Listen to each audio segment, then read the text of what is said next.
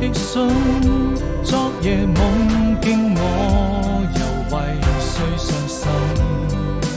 有一個人在等待見面，陪你到這裏聆聽。當遇過天晴還又無見繁星，每個瞬間都如此寧靜。呆呆地望着沿途風景，你的回音我在聆聽。我閉上了眼睛，早已分不清這一段愛情沒任何回應，保持距離，心